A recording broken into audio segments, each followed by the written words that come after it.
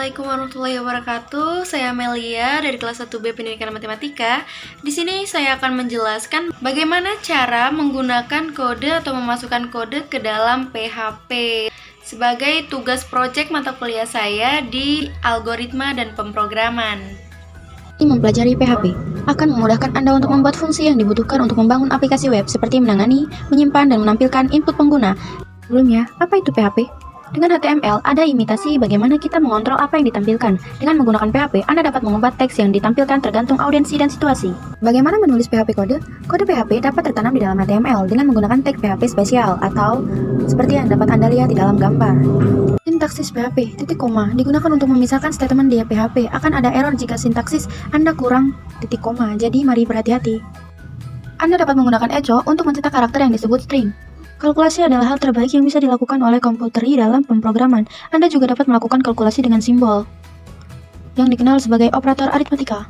Beberapa tipe-tipe data yang dipakai dalam PHP seperti angka dan karakter. Bandingkan string dan numerik seperti yang bisa Anda lihat di dalam gambar.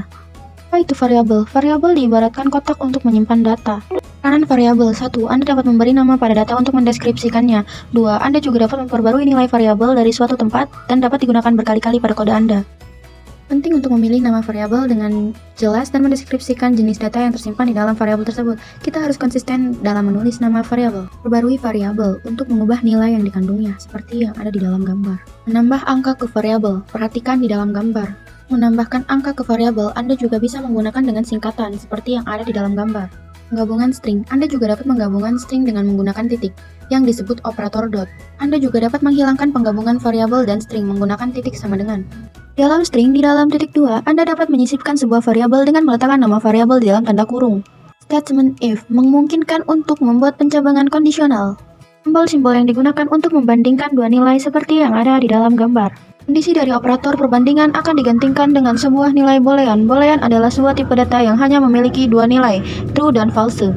Jika Anda menggunakan else dalam kombinasi statement if, Anda juga dapat menambahkan kode untuk ketika kondisi adalah false. Else if untuk menambahkan kondisi alternatif ke control flow. Hubungkan statement kondisional seperti yang Anda dapat lihat di dalam gambar. Tanda seru juga merupakan operator logika. Anda dapat meniadakan sebuah kondisi dengan menambahkan tanda seru. Statement switch adalah cara lain untuk mengontrol flow kode Anda agar lebih mudah dibaca dan dipahami. Tanpa statement switch akan berlanjut ke case berikutnya hingga statement break ditemukan. Apa itu array? Anda dapat menyimpan beberapa nilai secara bersamaan menggunakan array. Untuk membuat array, perhatikan apa yang ada di dalam gambar. Anda juga bisa menyimpan nilai dalam array dengan menentukan nomor indeks yang sama. Array asosiatif memungkinkan kita untuk mengelola kumpulan data seperti array biasa. Untuk mengambil nilai dari sebuah array asosiatif, kita dapat menggunakan kata kunci yang sesuai dengan ada di gambar. Menggunakan loop untuk melakukan sesuatu berulang kali. Untuk mengiterasikan atau mengulang kode, dapat digunakan dengan loop for. Untuk mengulang kode loop for, bisa menggunakan dengan loop while. Loop infinite akan memberikan beban besar pada komputer, jadi pastikan ada kondisi false di titik tertentu sebelum menjalankannya. Statement break secara paksa akan mengakhiri loop dan digunakan dalam statement berulang seperti loop. Statement continue hanya akan melewatkan iterasi saat ini, tetapi tetap melanjutkan loop. Loop for each melakukan iterasi pada array dengan indeks atau array asosiatif secara berurutan dari nilai pertama. Bagaimana menggunakan for each? Perhatikan di dalam gambar. Ini adalah contoh dengan array asosiatif yang memiliki nama buah sebagai kunci dan warna sebagai nilai. Function adalah bagian kode yang dirancang untuk menyelesaikan tugas tertentu dan mereturn hasil. Count mengembalikan jumlah elemen dalam array. Run mengembalikan angka acak antara argumen pertama dan argumen kedua. Saat Anda mengelompokkan kode di suatu tempat, Anda juga dapat membuat perubahan ke semua tempat yang digunakan sekaligus dengan mengedit function yang memuatnya. Membuat function, gunakan sintaksis yang ada di dalam gambar. Yang diteruskan ke suatu function dikenal sebagai argumen. Sebuah function dapat mereturn nilai dan nilai ini dikenal dengan nilai return. Saat membuat formulir, mari menggunakan tag HTML yang ada di dalam gambar. Membuat kotak teks juga dapat menggunakan tag HTML yang ada di dalam gambar. Untuk membuat tombol kirim, perhatikan yang ada di dalam gambar. Kita dapat menggunakan array asosiatif untuk menerima nilai yang kita kirimkan di formulir. Untuk lebih jelas, perhatikan yang ada di dalam gambar. Mana untuk membuat kotak pilihan? Kita dapat membuat kotak drop down seperti yang ditunjukkan pada gambar. Atribut value dari tag option adalah nilai yang akan dikirim. Saat menggunakan variabel substitusi, pastikan untuk meletakkan kode dalam tanda kutip ganda ketika dibutuhkan.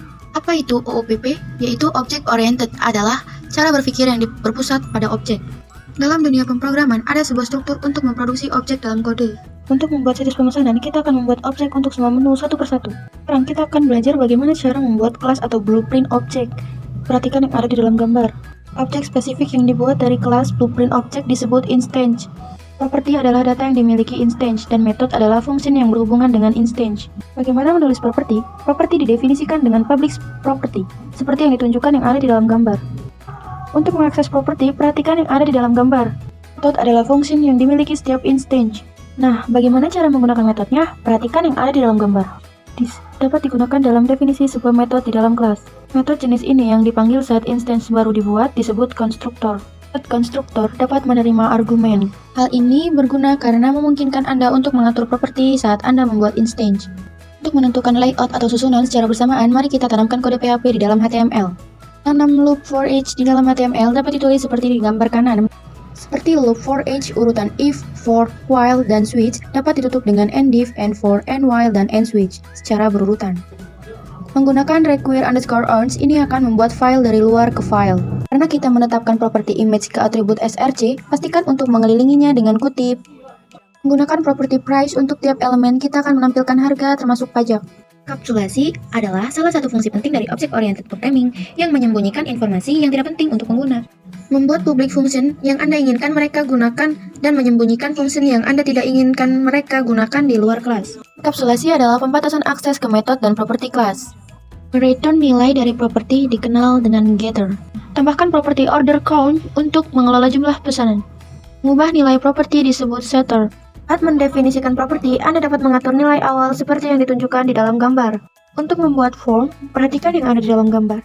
Anda dapat mengatur nilai awal menggunakan atribut value di dalam tag input. Membuat halaman konfirmasi pesanan seperti yang ditunjukkan yang ada di dalam gambar. Menerima nilai yang dikirim menggunakan properti name. Pertama, hitung subtotal pesanan menggunakan order count atau jumlah pesanan dan harga termasuk pajak lalu tampilkan. Hitung harga keseluruhan untuk semua menu dan tampilkan. Sebagai permulaan, kita akan menampilkan jumlah menu. Bagaimana menggunakan properti kelas? Perhatikan pada gambar. Nah, sekarang perhatikan pada gambar untuk menggunakan konstruktor. Saat mengakses properti kelas dari dalam sebuah kelas, kita menggunakan variabel spesial yang disebut self. Kita akan mendefinisikan metode class menggunakan static dan memanggilnya dengan cara yang ada di dalam gambar. Kita akan memisahkan makanan dan minuman, dan juga level kepedasan yang ada di dalam gambar. Kelas inheritance atau warisan, kita akan membuat menu makanan baru atau kelas food dan menu minuman atau kelas drink. Kelas asli yang akan menyerahkan kontennya disebut kelas induk, dan kelas baru yang mewarisi kontennya disebut kelas anak. Saat mendefinisikan kelas anak baru menggunakan warisan, kita dapat menggunakan extend seperti yang ada di dalam gambar. Bagaimana menggunakan warisan? Nah, karena kelas anak mewarisi properti dan metode dari kelas induk, kita dapat memanggil metode yang didefinisikan di dalam kelas induk seperti yang ada di dalam gambar. Mari kita mulai dengan kostumisasi kelas string. Kita ingin objek string untuk memiliki tipe panas atau dingin pada objek string, jadi kita menambahkan properti yang ada di dalam gambar. Kita juga dapat mendefinisikan metode kita sendiri untuk kelas anak. Mari kita mendefinisikan getter dan setter dari properti type ke kelas string. Saat memanggil sebuah metode dari kelas anak, pencarian metode oleh program akan dilakukan seperti yang ditunjukkan pada gambar. Cara memisahkan kode berdasarkan kelas, perhatikan yang ada di dalam gambar. Menggunakan instance of, kita dapat menentukan apakah instance termasuk kelas tertentu dengan menulis yang ada di dalam gambar. Jika kita mendefinisikan metode dengan nama yang sama di dalam kelas anak, kita dapat override content method. Metode tersebut dikenal dengan overriding. Kelas anak dan hak akses, perhatikan yang ada di dalam gambar. Untuk dapat mengakses properti yang didefinisikan di dalam kelas induk dari kelas anak, kita perlu untuk mengatur hak akses properti ke protected. Perhatikan yang ada di dalam gambar, ini merupakan ringkasan hak akses. Menyelesaikan dengan meletakkan kode yang overlapping di satu tempat. Untuk memanggil metode yang didefinisikan di dalam kelas induk saat overriding, kita menggunakan parent. Perhatikan yang ada di dalam gambar. Kostumisasi kelas food, tampilkan kepedasan seperti yang ditunjukkan yang ada di dalam gambar. Jika kita menggunakan else, kita perlu menulis sintaksis seperti yang ada di dalam gambar. Menyelesaikan tampilan makanan. Membuat halaman detail. Kita akan membuat detail halaman atau show.php untuk tiap menu. Buat tautan. Untuk beralih ke halaman detail, kita akan membuat tautan dengan tag A yang ada di dalam gambar. Beri informasi ke tautan tujuan. Perhatikan yang ada di dalam gambar. Kita bisa menyisipkan informasi sederhana dengan mengetik kunci sama dengan nilai setelah tanda tanya pada akhir URL. Ini yang disebut string query. Untuk menerima string query, get digunakan. Kita akan menampilkan detail menu, nama, harga, dan lain-lain yang diketik. Oleh karena itu, perlu untuk mendapatkan nilai return instant menu. Dengan menggunakan nilai property name, kita akan membuat metode class. Untuk mengimplementasi metode find by name, kita perlu mengetahui return. Jika metode find by name dipanggil, ia akan bekerja seperti yang ada di dalam gambar. Membuat halaman kelas review, kita akan menampilkan ulasan pada halaman detail. Karena kita sudah membuat kelas review, kita akan membuat instance berdasarkan kelas review. Menampilkan ulasan pada halaman detail seperti yang ditunjukkan pada gambar.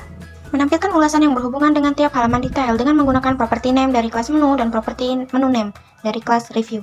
Metode getReview ditulis seperti yang ada di dalam gambar, agar tiap ulasan menampilkan informasi mengenai pengguna yang menulis ulasan tersebut seperti yang ada di dalam gambar. Karena kita ingin menganggap tiap pengguna sebagai objek dan membuat instance untuk tiap orang, pertama-tama kita perlu untuk membuat kelas user. Selanjutnya, kita membuat instance berdasarkan kelas user.